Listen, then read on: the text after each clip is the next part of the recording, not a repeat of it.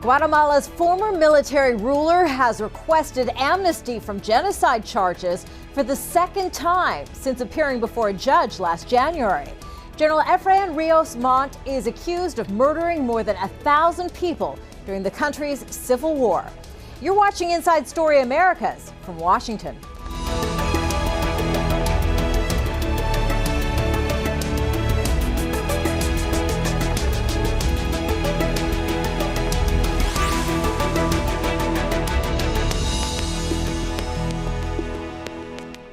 Hello, I'm Kimberly Halkett. General Rios Montt's 17 months in power from 1982 to 83 are believed to be one of the most brutal periods of the war. Many Maya villages were targeted and their residents massacred during government efforts to defeat leftist rebels. Well, prosecutors argue that Guatemala's national reconciliation law does not guarantee amnesty for those accused of human rights abuses. But many in the army defend the tactics of the 1980s as a necessary evil. And the current president, Otto Perez Molina, is a former general who served under Rios Montt. Well, earlier this month, the Guatemalan government announced that it would stop recognizing rulings by the Inter-American Court of Human Rights on cases of crimes against humanity and genocide that occurred before 1987. Now, rights activists accused President Perez Molina of trying to prevent any legal challenge if Guatemalan courts rule in favor of Rios Montt and other former military officers that are facing trials. Well, the government is now promising to withdraw the decree following opposition from human rights activists. David Mercer has more from Guatemala. Inside this tomb in the Guatemalan countryside, Manuel Tai prays for justice. 30 years ago, the army moved into his community to rid the area of leftist guerrillas. But as in other villages around Guatemala, the soldiers here are accused of torture, rape, and killing. Tai's sister and 2 brothers, along with more than 100 other people, were massacred. Justice is important for us, so that what happened is never repeated. And it's also important to show respect for our dignity and to show respect for human life. The road to justice for Tai and other survivors begins with the former head of the military. Ex-dictator General Efrain Rios Montt is charged with genocide. He's the first former president to stand trial for crimes committed during Guatemala's civil war, in which some 200,000 people died, the vast majority killed by the military. But for the second time since the historic trial began a year ago, Montt's lawyers have filed a petition for amnesty. This case should be judged by the National Reconciliation Law, which was created when the peace accords were signed. The law requires an independent hearing to decide whether these were acts of war and thus subject to an amnesty. But this wasn't done. But for those who've worked for years gathering witness testimony and other evidence for the case, Rios Montt's tactics are nothing more than obstacles to the rule of law. The strategy of his lawyers is to prevent evidence uncovered by the public prosecutor from entering into public debate.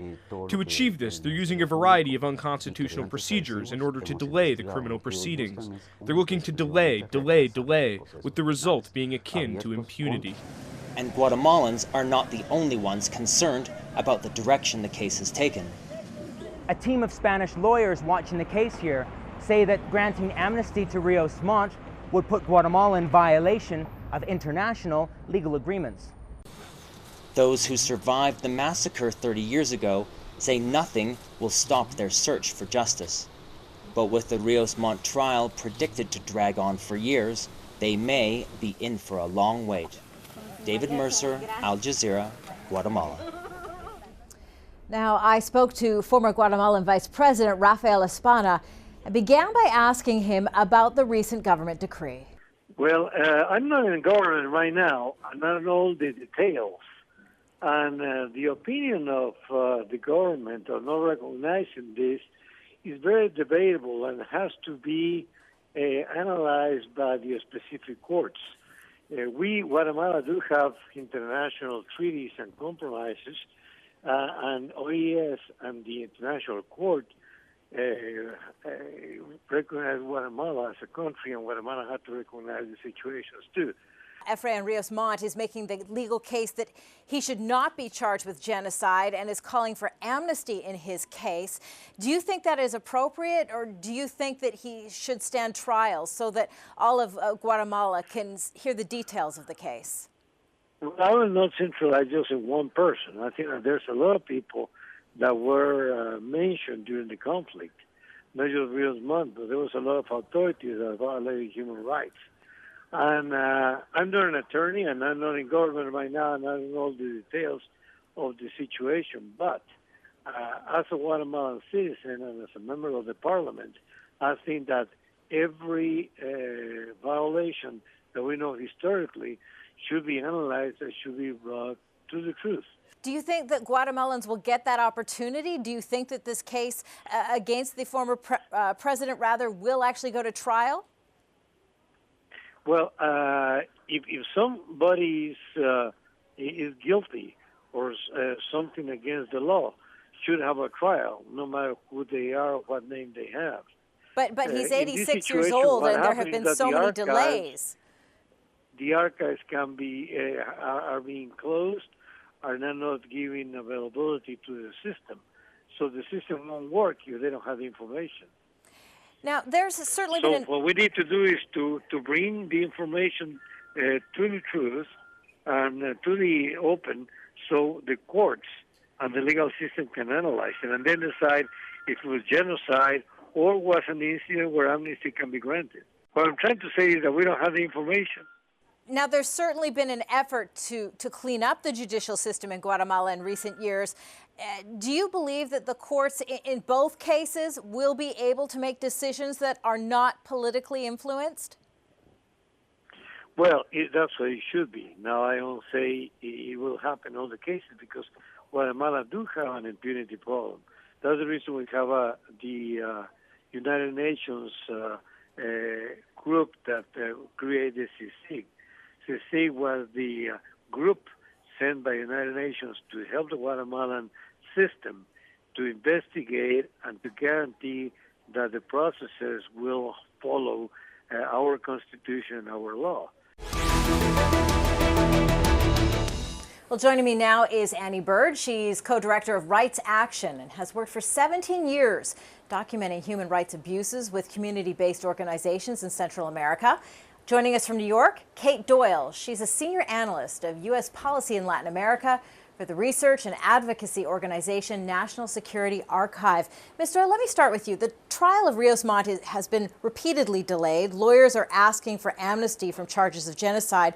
How receptive do you think the courts are likely to be with regard to this argument? I don't think the courts are going to be very friendly to this argument. I know that is counterintuitive in some way because the lead up to your story, as it said correctly, the government and the lawyers for Rios Montt have done everything in their power to try to slow or delay this trial.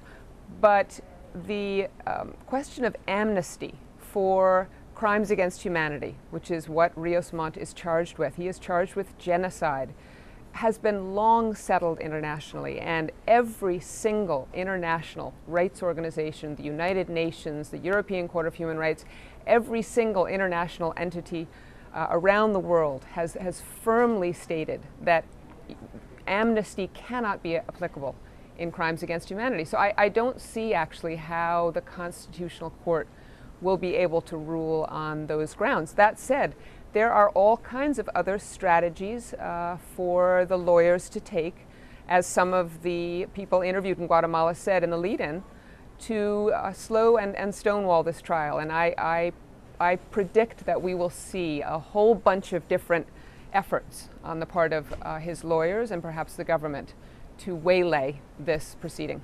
Well, it's interesting you bring that up. And Ms. Bird, maybe I'd ask you this then. Is that the recent announcement by the government, the current government, that it will not recognize rulings made by the Inter-American Court of Human Rights on cases of crimes against humanity and genocide that occurred before 1987 in any way an effort to influence the court's decision with respect to the upcoming ruling on amnesty, the Constitutional Court ruling? I see that. I'm sorry. Oh, that's okay. It may have been a strategy to try to pave the way for to make space for the court to make a ruling, which is, as Kate said, virtually impossible to make, in today's world where it's been so firmly established that amnesty can't be applied to crimes against humanity. Because, the Constitutional Court in Guatemala does have a history of coming up in conflict against rulings of the Inter-American Court in the Bamaka case, when the courts were ordered to reopen the investigation of the forced disappearance and torture of Efrain Bamaka. They essentially ignored the court's, the Guatemalan court ignored the Inter-American Court's decision. And the Inter-American Court also clashed with the Constitutional Court before in reference to sort of receiving endless appeals, which is really the biggest threat that this case faces, is delay tactics. So receiving appeals that have no other purpose really than to just endlessly delay the process. Well, Ms. Doyle, is that a strategy here, this sort of endless delay tactics? I mean, given the fact that the person we're talking about who is standing trial is 86 years old, is there sort of this tactic, perhaps, if we can delay these proceedings so long that he can just live out his lifetime? Yes, I think that's part of it. I think, it's a broad strategy that Guatemala has been using for years. As Annie points out, the Inter-American Court has already called Guatemala to task in several other cases, the Dos Erres massacre that took place in 1982 being one of them. A number of other cases that came before the court. It has pointed out that the use of appeals by lawyers in these human rights cases is a deliberate tactic to stonewall these trials. So yes, I believe we'll see more of that in the Rios Montt case, but there's a whole bunch of other things that could happen. One of the reasons that some of the most important human rights prosecutions are coming up for trial at all is because there is in place now a very strong and I would say crusading Attorney General named Claudia Paz, in position since the end of the last presidential term, Colom's term, and she has been very clear about wanting to go forward on human rights cases, among other criminal cases on her desk. And the government could fire Claudia, could get rid of Claudia. The government could stonewall on providing the kind of documentation we need to make these cases happen. So I think there's a variety of different tactics it can take, and that effort to deny the Inter-American Court's right to rule in cases before 1987, I see really as just a kind of floating of a balloon to see if that would play. And of course it didn't. As you pointed out, that was almost, or as David pointed out, very quickly withdrawn after it had been proposed. Well, let's talk about the case before the Constitutional Court. The Guatemalan Constitutional Court, of course, is currently contemplating the question of amnesty. And in fact, rights groups in Guatemala had condemned the 1996 National Reconciliation Law, alleging that it left open the possibility that amnesty would be granted to human rights violators. And the first conviction for forced disappearances was only in 2009. So we want to take a look at amnesty policies of some other Latin American countries. Now, El Salvador's 1993 amnesty law protects all those responsible for killings and disappearances during the country's 12-year civil war. But last month, the Inter-American Court of Human Rights Law ruled that the law does not cover war crimes and ordered the government to investigate the worst massacre of the conflict. Now, in Argentina, the Supreme Court overturned amnesty laws in 2005. Hundreds of convictions have been secured since then, and that includes two former military rulers, Jorge Videla and Reinaldo Beñone. Well, in Brazil, amnesty laws were upheld by the Supreme Court in 2010. And then President Dilma Rousseff, who was detained and tortured during military rule, had created a truth commission to investigate rights abuses. So, Annie, what would a decision overturning the exceptions to the 1996 National Reconciliation Law do to the campaign for justice inside Guatemala?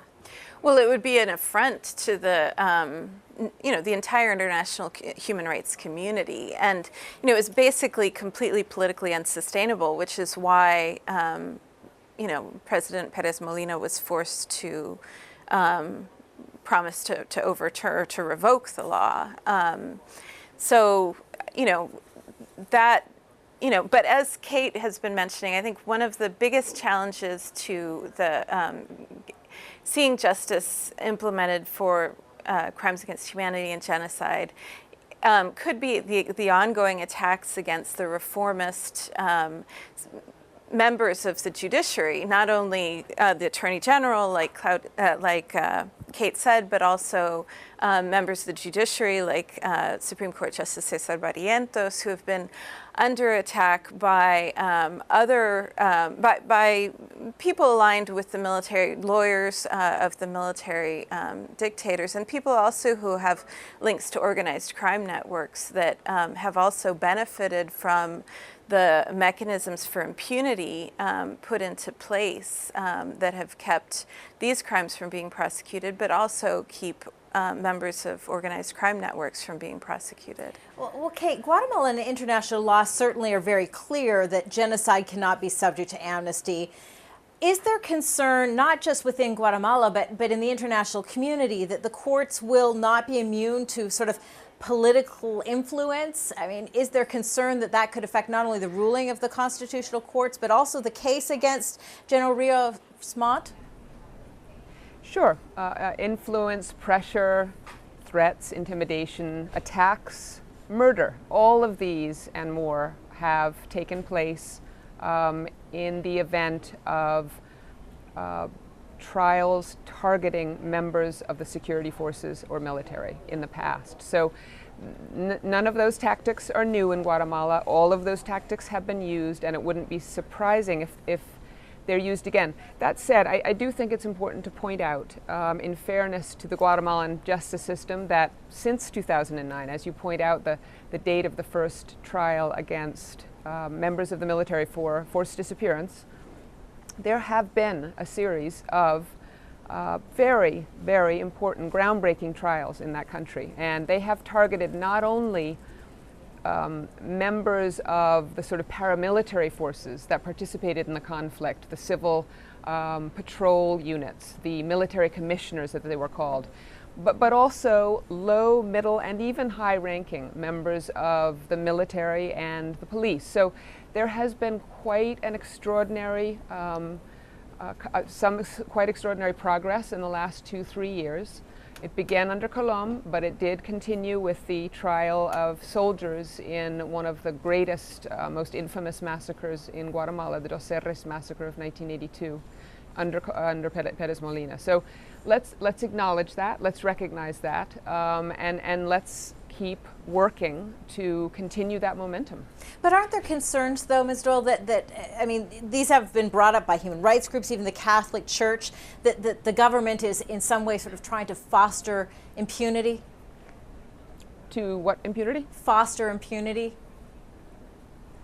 Well, I mean, impunity is a way of life in Guatemala. Impunity has been the ironclad rule for how the lack of rule of law has thrived and continued for so long. Impunity in Guatemala means that hundreds of thousands of people lost their lives during that conflict, unarmed civilians all over the country, and there have been almost no accountability for those crimes. So yeah, impunity is still a huge factor and an enormous obstacle for democracy in Guatemala and for the rule of law, for justice. And that's why I think these trials are so important. I mean, Rios Montt's trial, if it goes ahead, will be the trial of the century for this country, to have the wherewithal to put one of its own former chiefs of state on the stand and try him for crimes against humanity would be a tremendous and groundbreaking step. So we are all pushing very hard to make that happen. But Ms. Bird, then, given some of what your colleague has said, isn't it fair that many Guatemalans are deeply concerned that there's a question of impartiality on the part of the government, Right. given the fact that, this announcement that it would not respect the rulings of the Inter-American Court was released over the holidays when perhaps people may not be paying any attention. And also the fact that the head of the government is a former Right. military leader himself, just as this case is against, General Rios Montt.